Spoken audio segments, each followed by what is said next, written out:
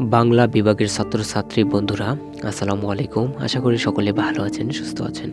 আজকে আমরা যে বিষয়টি আলোচনা করব সেটি হচ্ছে গৃহদাহ উপন্যাসের নায়ক চরিত্র বিশ্লেষণ, অর্থাৎ শরৎচন্দ্র চট্টোপাধ্যায়ের গৃহদাহ উপন্যাসের নায়ক কি সেটি আমরা আজকে বিশ্লেষণ করে দেখব। আসলে গৃহদাহ উপন্যাসের নায়ক চরিত্র কে রয়েছেন। তবে চলুন কথা না বাড়িয়ে প্রশ্নের মূল আলোচনায় ফিরে যাই।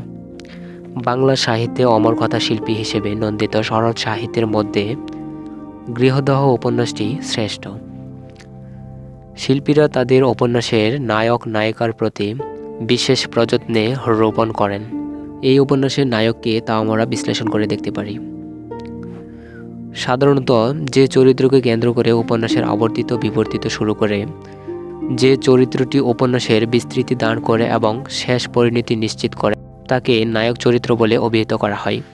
তবে উপন্যাসে কেবল দীর্ঘ সময় জুড়ে থাকলেই তাকে নায়ক বলা যায় না। নায়ককে উল্লেখযোগ্য ভূমিকা নিতে হয়। কাহিনীর শুরু তার বিস্তার দেখে শরৎচন্দ্র চট্টোপাধ্যায়ের গৃহদাহ উপন্যাসে প্রতিস্পর্ধী দুই চরিত্র সুরেশ এবং মহিম নায়কত্বের দাবিদার।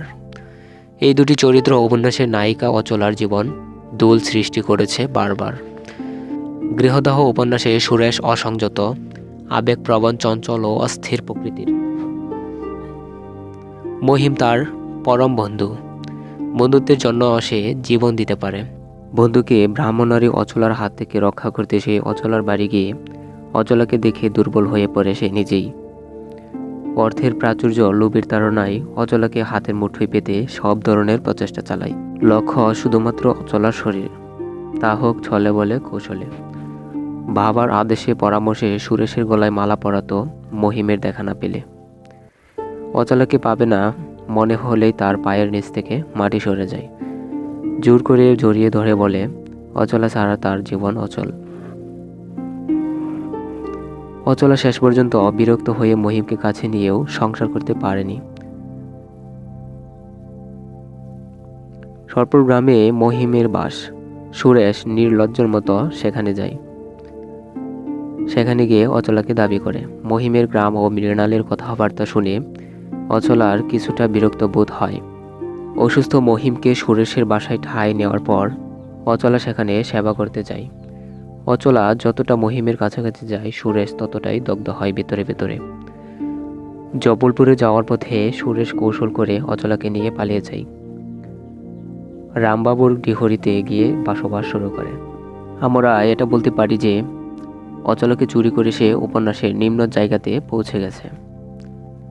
অসুস্থ মহিম সুরেশের বাসায় বলেছে, অচলা, ভেতরে ভেতরে আমি বড় দুর্বল, বড় অসুস্থ। আজকাল মনে হয় তুমি ছাড়া বোধহয় আমার একটা দিনও কাটবে না। উপন্যাসের অধিকাংশ জুড়ে সুরেশের উপস্থিতি, কিন্তু মহিম কাহিনীর সর্বাংশে আর চরিত্রের কথাবার্তায় এবং মানবজগতে অনক্ষণ অবস্থান করেছে। এবার আমরা দুটি চরিত্র বিশ্লেষণ করে নায়ক চরিত্র বের করতে পারি, অর্থাৎ আমরা বুঝতে পারি যে নায়ক আসলে কে। কোনো উপন্যাসের নায়ক হতে হলে ওই চরিত্রকে কেন্দ্র করে উপন্যাসের আবর্তিত বিবর্তিত শুরু করে উপন্যাসের বিস্তৃতি দান করে এবং উপন্যাসটির শেষ পরিণতি নিশ্চিত করে, তাকে আমরা নায়ক হিসেবে ধরতে পারি। গৃহদাহ উপন্যাসটিতে দেখা যায় সুরেশ অসংযত, আবেগপ্রবণ, চঞ্চল ও অস্থির প্রকৃতির একটি চরিত্র। উপন্যাসটিতে সুরেশ ডাক্তার, কিন্তু ডাক্তার হিসেবে তার কোনো সক্রিয়তা দেখা যায় না। শিল্পী তাকে যথাস্থানে বসাননি। বন্ধু মহিমের জন্য মেয়ে দেখতে গিয়ে নিজেই অচলাকে চেয়েছে। অচলাকে না পেলে সুরেশের দু চোখ অন্ধকার, কিন্তু এই চাওয়াটা ছিল শুধুমাত্র অচলার শরীর, তা ছিল ছলে বলে কৌশলে। শেষ পর্যন্ত আমরা দেখতে পারি সে অচলাকে অবৈধভাবে পেয়েছে, অর্থাৎ কৌশল করে সে পেয়েছে। মহিম অচলা গ্রামের বাড়ি চলে গেলে নির্লজ্জর মতো সেখানে গিয়েছে। অবশেষে জব্বলপুরে যাওয়ার পথে সুরেশ কৌশল করে অচলাকে নিয়ে পালিয়ে গেছে, অতটুকু বিবেকবোধ তার মধ্যে জাগেনি। অবশেষে অচলা শরীর ভোগ করেছে। অচলার শরীর যেন আকাশের নিচে কালো পাথরের মূর্তি, দেহ পেলেও সে মন পায়নি। অচলাকে ভোগ করে সুরেশের মাথায় যেন বোঝা পড়ে গেল। সুতরাং নিঃসন্দেহে এতেই প্রমাণ হয় যে কোনো উপন্যাসের নায়ক চরিত্রের এমন বৈশিষ্ট্য হতে পারে না।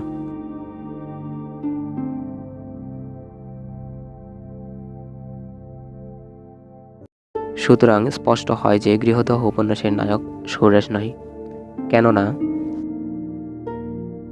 গৃহদাহের মূল চরিত্রসমূহের আচরণ, সমস্ত ঘটনা একটি চরিত্রের দিকে কেন্দ্রীভূত হয়ে যায়। সে হচ্ছে মহিম। মাত্র সামান্য কটি পরিচ্ছেদে তাকে দেখা যায়